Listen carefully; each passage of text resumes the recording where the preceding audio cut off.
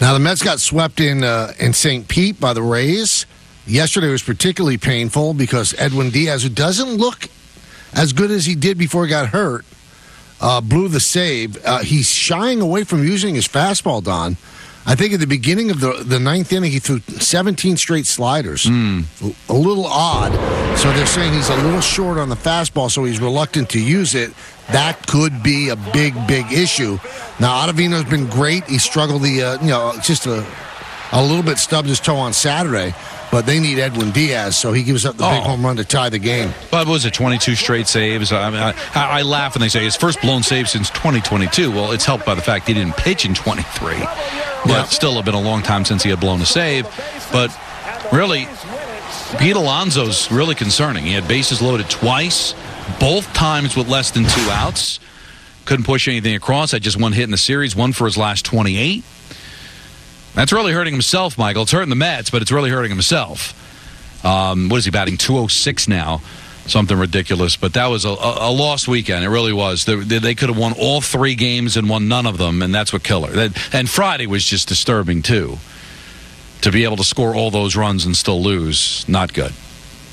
You know, there's a certain something that you have to be in your free agent year. Soto has that certain something. Because he got a bases clearing double to drive in 3, break a 2-2 tie. Right. Yankees end up, with a sweep of the Tigers. And then you've got guys like Gleyber Torres not doing it. Pete Alonso really struggling. Now, they could turn things around, but the specter of a big payday and how it can affect, how you're doing, it's very much real. I mean, there's some guys that do well and some guys don't. They have to know their mindset. If you're going to put a lot of pressure on yourself and not perform, then it's better to get the contract signed. But it's also interesting, and listen, I think Pete Alonso is a way better player than Gleyber Torres. But neither of those two are Judge or Soto. Right. Again, and I'm a big Pete Alonso guy, and I love him, and I hope he stays here. He's not Aaron Judge. He's not Juan Soto. And the same thing with Gleyber Torres. They both could be very good players, and even outstanding players in some seasons. And I think the one thing Alonso does well is he's a home run hitter, and he produces runs. But he's not Judge or Soto. So I think when you talk about it takes a special someone to kind of have a big year in his walk year, well, I think Soto and Judge have an advantage because they're better players. Well, one thing I worry about with Alonso, he was always a pretty good high average hitter. Not high average, but decent average.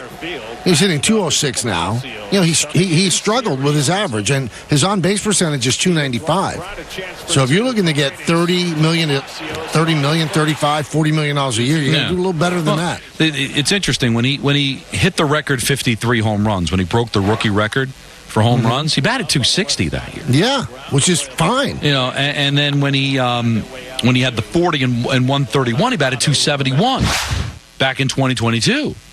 But last year he batted just 217. This year 206. So what's happened with the average? Like you said, he's not a guy that's going to hit 300. He's not that. But listen, I think anybody would take 40-plus home runs, 120 RBIs, and bat 270. Most people don't care about batting average anymore. But when you're starting to creep close to 200, Michael, that's not where you want to be. No, then you're in Joey Gallo territory. And we see, the value of Joey Gallo has gone down, down, down. And also about Pete Alonso. Listen, I've been a huge Met fan all my life. And Pete goes into these, if you've watched what you have, he goes into these funks the last couple of years especially. I think he's going to come out of this thing, and he's going to start hitting, and he's going to start, putting a couple of home runs out at a time, and doubles and so on. And the average may not be what we would think is really so terrific, of course, 225, 235. But as far as the power, he's going to do it. Yeah, but the thing with the average, we can't just dismiss the average, and I'm going to tell you why. If he ends up hitting 210 with 45 home runs, he really expects to get paid what Freddie Freeman and Matt Olson got paid? It's not going to happen. It's not going to happen. Now, there's a certain skill and an incredible value to a home run hitter. But if he wants to get $40 million a year like Aaron Judge, it's not happening. Because although he's gotten better, he's certainly not a great defender at first. He's going to be, 30, Don, when he becomes a free agent? Yeah. I'm sorry. If Pete got $30 million a year, he should grab it. Because the last thing I want for Pete Alonso is to be sitting there on March 17th next year, just like Boris's clients were this year, and not have a job. Because if he's holding out for Aaron Judge money, he's not getting it. Well, and also what it would do is really hurt his chances of staying here, because it would feed into the narrative of why I think the Mets are apprehensive to give him a contract. Right. So he'll get paid, but he won't get paid what he wants.